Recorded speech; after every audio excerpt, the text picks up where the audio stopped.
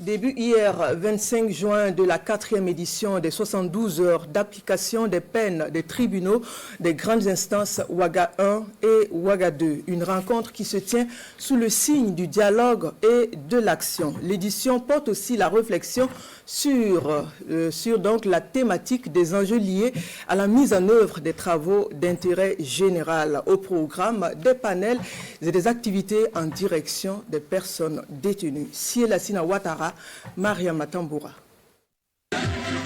72 heures de communion avec les détenus. Les pensionnaires de la maison d'arrêt et de correction de Ouagadougou sont à l'honneur.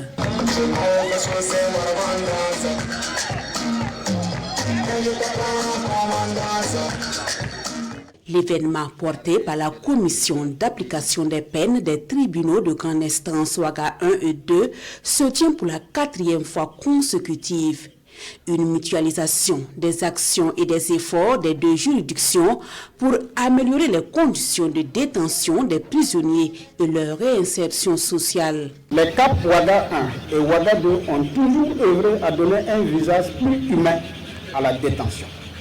Ainsi, elles organisent depuis 3 ans des repas communautaires au profit des détenus.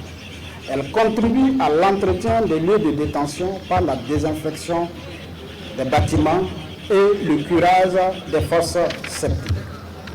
La commission d'application des peines Ouaga 1 a organisé cette année encore une sensibilisation sur le VIH-Sida, l'hépatite et la tuberculose. La présente édition se penche sur la question du travail d'intérêt général devenu une réalité au Burkina Faso. Il est prévu plusieurs communications pour saisir tous les contours de cette forme de peine.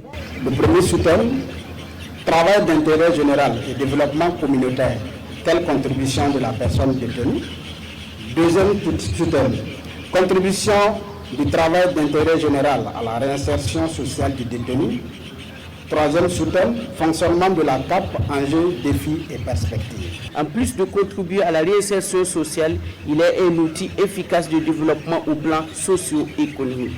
Quoi de plus normal donc que d'accompagner la présente activité des commissions de l'application des peines Ouaga 1 et Ouaga 2 dans l'atteinte de nos objectifs communs. Depuis la rentrée judiciaire 2024-2025, les commissions d'application des peines des tribunaux de grande instance Ouaga 1 et 2 ont tenu respectivement 16 et 9 sessions judiciaires. En marge de ces 72 heures, un tournoi de football est organisé et la finale se joue le vendredi prochain entre la commune de Ouagadougou et les intervenants pénitentiaires.